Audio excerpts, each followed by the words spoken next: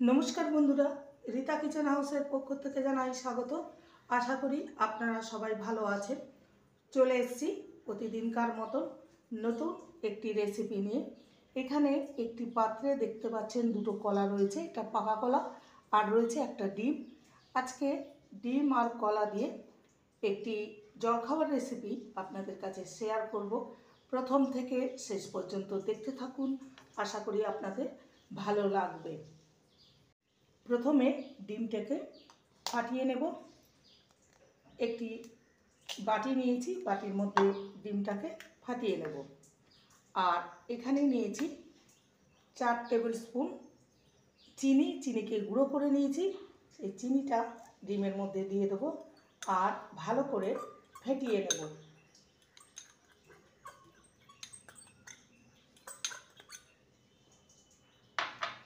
ভালো করে ফেটিয়ে নিতে হবে যাতে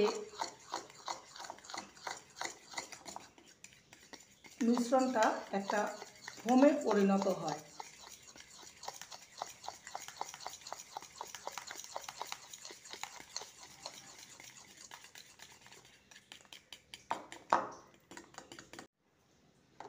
ডিমটাকে ভালো করে ফেটিয়ে নিয়েছি, দেখতে পাচ্ছেন একটা ফোমে পরিণত করে নিয়েছি। এবার এর মধ্যে দিয়ে দেবো 4 টেবিল স্পুন রিফাইন অয়েল। ভালো করে এটাকেও আবার ফেটিয়ে নেব।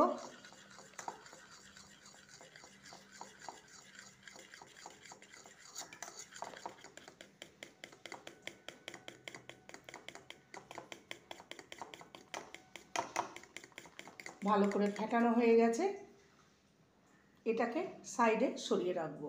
এবার যে দুটো কলা নিয়েছি কলাটাকে ছাড়িয়ে নেব।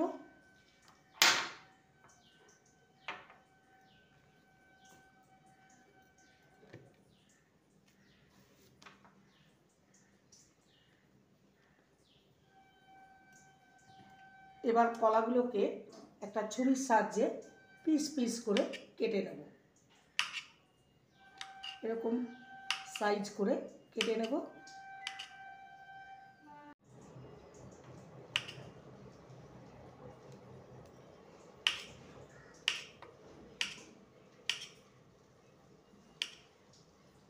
এইভাবে কেটে নেব। এটাকেও এইভাবে কেটে নেব। দেখতেই পাচ্ছেন এরকম সাইজ করে কেটে নিয়েছি।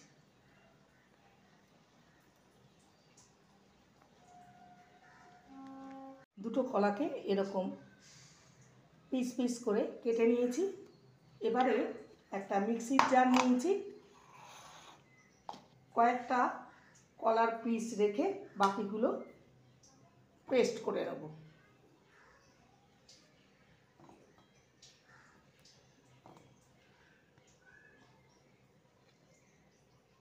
এবার এটাকে পেস্ট করে নেব। কলার পেস্টটা এবার আমি যে পাত্রে, এই যে পাত্রে মিশ্রণটা ডিম, চিনি আর রিফাইন অয়েল রেখেছি সেই পাত্রেই আমি দিয়ে দিলাম। কলাটা পেস্ট করার পর দেখতেই পাচ্ছেন এটা কালো হয়ে গেছে, এতে কোনো প্রবলেম নেই।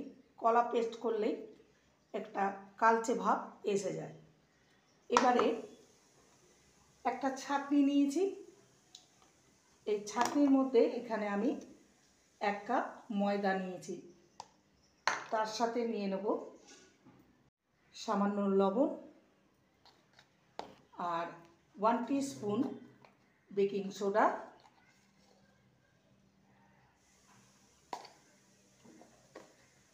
আর 1/2 টিস্পুন বেকিং পাউডার দিয়ে দেবো। একসঙ্গে সমস্ত কিছু চেলে নেব।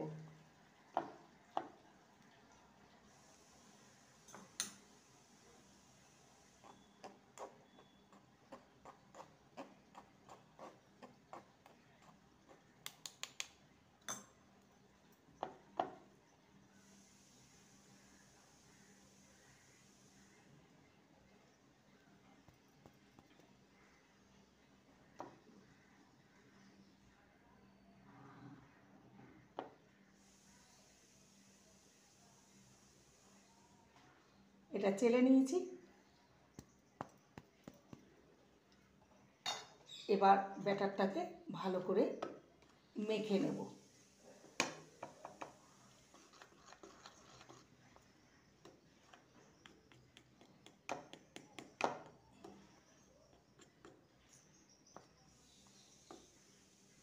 ব্যাটারটাকে ভালো মতন ফেটিয়ে নিয়েছি, দেখতেই পাচ্ছেন।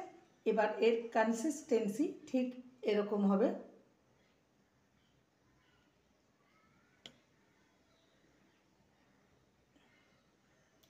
এবারে এটাকে সাইডে রেখে দেব।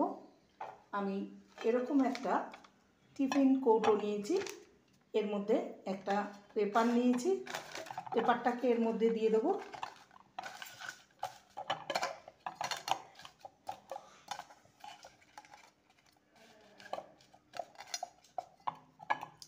ভালো করে পেপারটা এর মধ্যে রেখে দেবো। এবারে ওই পেপারের উপরে সামান্য রিফাইন অয়েল বুলিয়ে নেব। ভালো করে পেপারের চারপাশে রিফাইন অয়েল দিয়ে দেবো।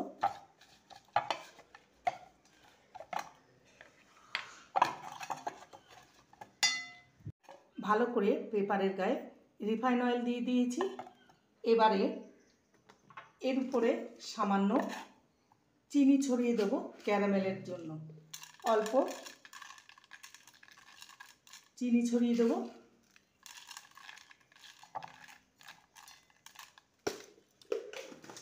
আর যে কয়েকটা কলার স্লাইস রেখেছিলাম সেইগুলো এই টিফিন কৌটোর মধ্যে দিয়ে দেবো, সাজিয়ে রাউন্ড করে।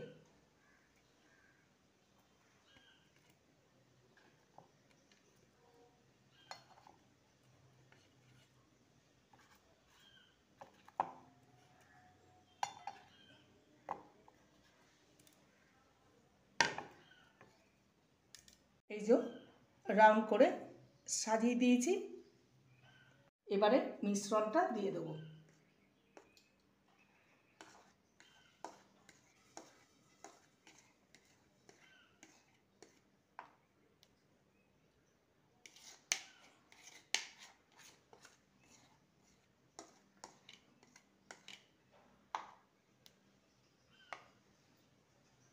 এবারে এটাকে একটু ট্যাপ করে নেব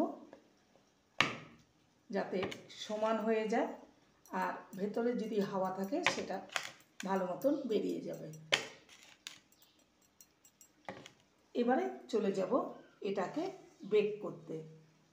আমি এর উপরে একটু সামান্য ভ্যানিলা এসেন্স দিয়ে দেবো। যেহেতু বানানা আছে, না দিলেও চলবে, তো সামান্য আমি ছড়িয়ে দেবো। এটা ব্যাটারি দিতে আমি ভুলে গেছিলাম।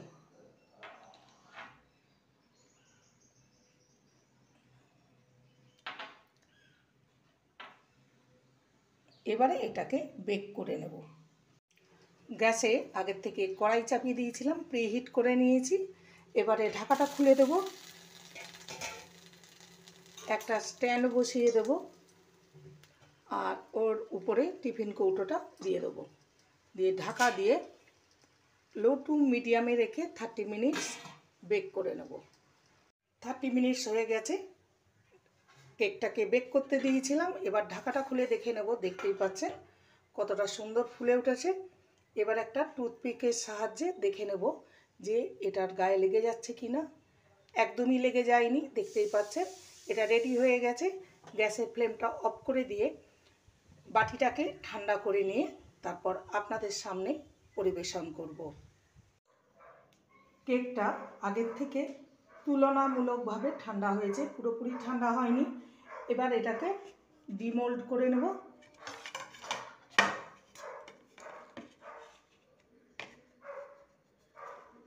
দেখতেই পাচ্ছেন কতটা সুন্দর হয়েছে। এবার এর কাগজটা বের করে নেব।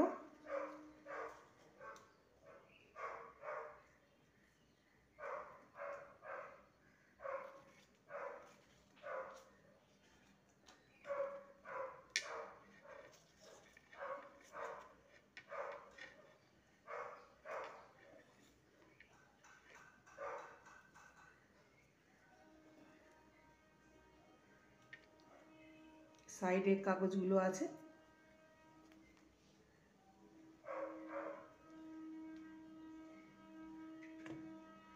দেখতেই পাচ্ছেন কতটা সুন্দর হয়েছে আর কতটা স্পঞ্জি হয়েছে, দেখেই বুঝতে পারছেন। এবার এটাকে আমি কেটে নেব।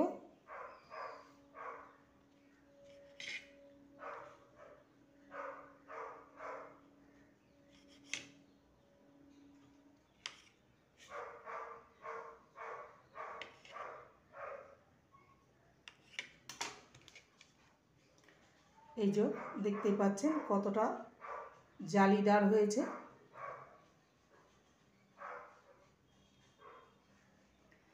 এইভাবে বাচ্চাদের বানিয়ে তাদের স্কুলের টিফিনে দিতে পারেন। খুব একটা সময় লাগে না, ঝটপট তৈরি হয়ে যায়।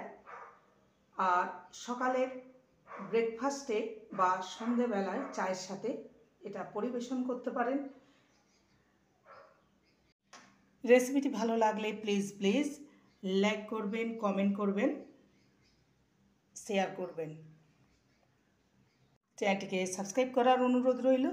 যারা নতুন বন্ধু রয়েছেন চ্যানেলটিকে সাবস্ক্রাইব করে পাশে থাকবেন, বেলটি অন করে দেবেন, নোটিফিকেশান চলে যাবে আপনাদের কাছে। দেখা হচ্ছে নেক্সট ভিডিওতে। নমস্কার।